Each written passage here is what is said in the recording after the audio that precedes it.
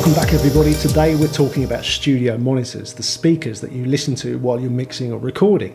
What's different about them from regular stereo speakers? Very basically speaking, when you buy a set of speakers in a hi-fi shop to listen to music at home, they are what's called coloured. They basically accentuate different frequencies to make your music sound more exciting. They might have louder bass, they might have a louder top end. They will do something which means your music will sound more impressive on them. Now that's great when you're just listening to music, even though it might upset mix engineers like myself, but that's fine. But when you're working on music and when you're mixing music, you need to hear accurately what it is you're doing. What you're listening to has to be actually what it is that is on disc, on tape, whatever.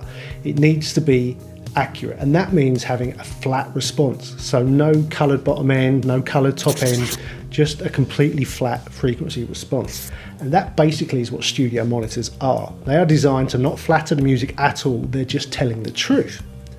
Now obviously, all studio speakers, there's lots of different makes, they all sound a bit different. So how's that if they're all supposed to be flat? Well, all these manufacturers have different designs, different ways they manufacture the cones and the crossovers and the enclosures that they all go in, and they all come out slightly different. But they're all within a tolerance that you could call flat most of the time. So it really doesn't matter, as long as you like them, they're not tiring to listen to. Any half decent studio monitor will work for you, but there's things to watch out for.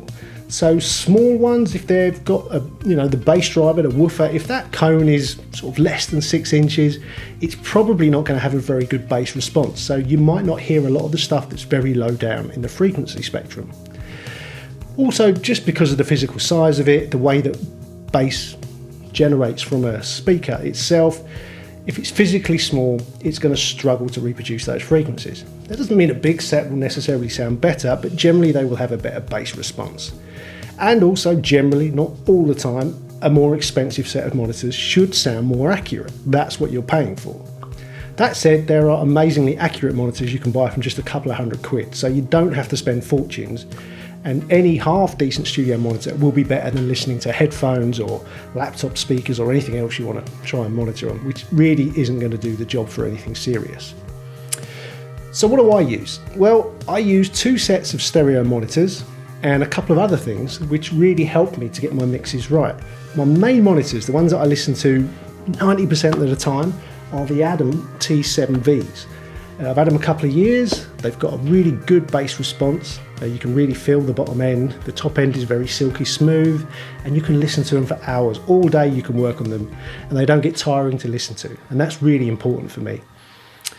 I trust them, I've learned them, and that's important. When you buy a new set of monitors, you need to listen to all your favourite music that you know really well on them a lot, until you understand how the speakers sound.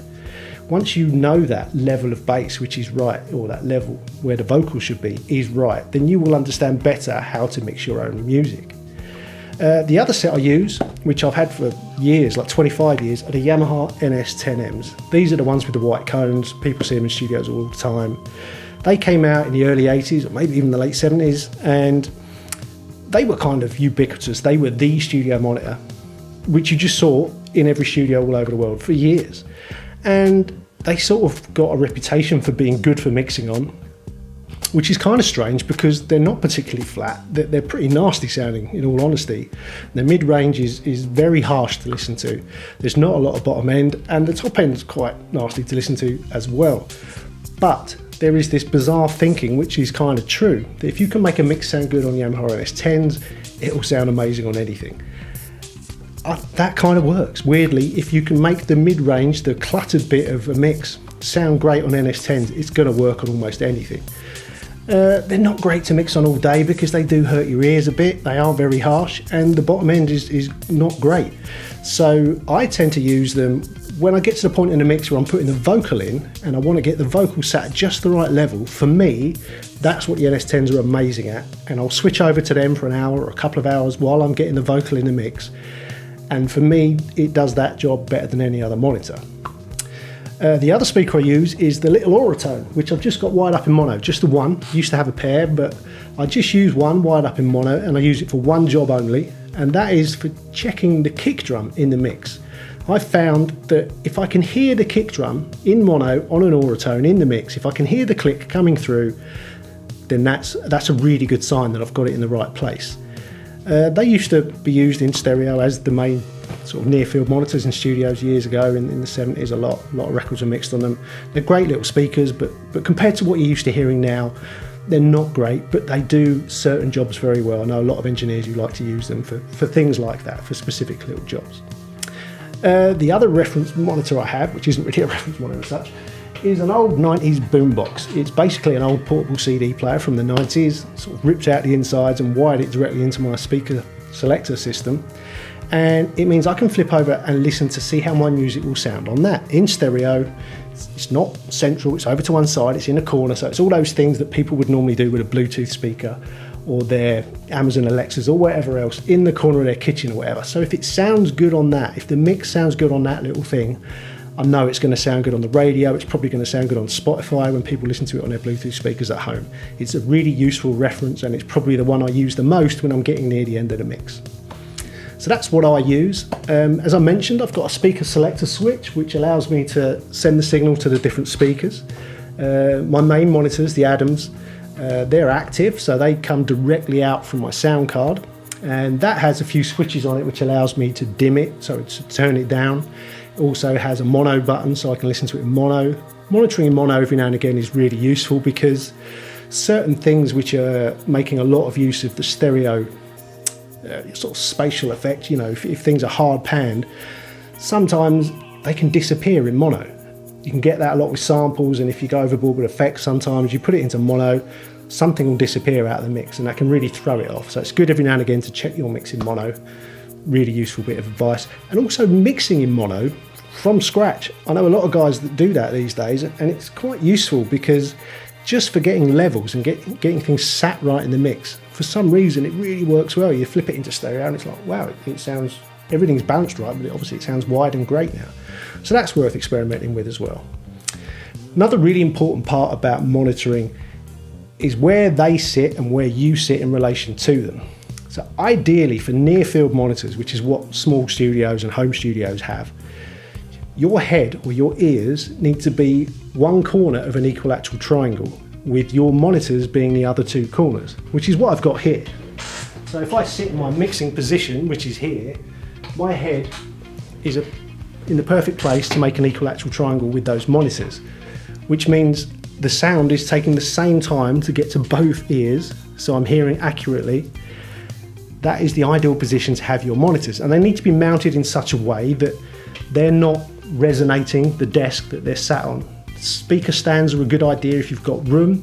I don't really have the room, but I have a very well built studio desk with 1 inch thick MDF speaker shelves, which are then padded with these acoustic speaker stands, which basically disconnect them from the desk. So the low end isn't rattling my desk. I'm not getting any weird resonance when I'm listening loud. So that's important. Get them mounted right. Make sure the tweeters are at the same height as your ears. You don't want to be bending down or reaching up to hear them. And if your ears aren't at tweet height, then you're not going to hear the top end properly. It's going to be inaccurate. It's also important to think about the environment, where your speakers are in the room. Ideally, they would be away from the wall as much as possible. Again, I don't really have that luxury. They're not right up against it, but they're away from it a bit. If you've got an oblong studio room, you should point them down the long area of the room, not across it. It's just better for accuracy. You need some sound absorption, some deadening in your studio. That'll really help to stop reflections so that you're hearing what's coming from the speaker and not a load of echoes messing with it. And you can use things like storage shelves or whatever at the back of the studio to scatter the sound. That dispersion, scattering the sound, stops it coming back in like its original form and sort of phasing out what's coming out of the speakers. So the environment that you listen to is almost as important as what you're listening to it on. So expensive speakers in a terrible environment aren't going to really work for you. There's lots about that on the internet. I would suggest Googling it, looking it up.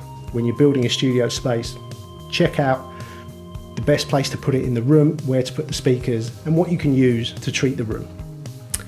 Another really good tip, which I wish I'd learned much sooner than what I did, was monitoring volume. I think for probably the first 10 years of my career, I would mix as loud as possible. I just used to set the monitor level at the loudest it would go to, pretty much, and work like that all day. Deaf? Yes, I'm deaf. You really deaf? I'm really deaf.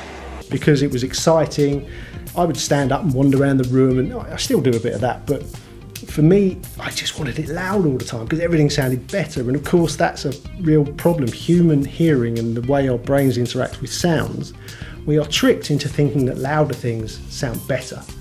It's always been the way. So unfortunately, if you mix like that, your mixes are going to be off. I found out way too late, really, that if you mix really not loud, a very reasonable listening level where someone could talk over it to you and you'd hear them, rather than what used to happen to me when I was mixing. Someone would come and tap me on the back to tell me the phone had rang or something. I'd jump out of my skin because I couldn't hear anything. It shouldn't be that loud. If you work at a normal level, it's easier on your ears. You can work all day, your ears don't get fatigued, and your mixes will be better. You will find 100% of the time, if you mix quietly and then turn it up every now and again and have a listen, it will sound amazing. If you mix really loud and then turn it down, it won't. There will be problems. So look at your volume. Don't go crazy. You just ruin your hearing and ultimately your mixes will suffer. So there you go. I hope that's helped. That's kind of the basics of studio monitoring. It is important. I know when people start out, maybe you've just got your laptop and a pair of headphones, and that's great. You can do a lot with that. But at some point, if you want to do mixes that are going to be good enough to release, you'll need to get some monitors so that you can hear what you're doing better. And it's all a part of the process, and it's fun. Ultimately, you want to hear your music in a real space rather than just inside your head. Anyway, hope that's been good. If you liked it, give me a like, subscribe, and I'll be back with more soon. Thanks a lot. See you later.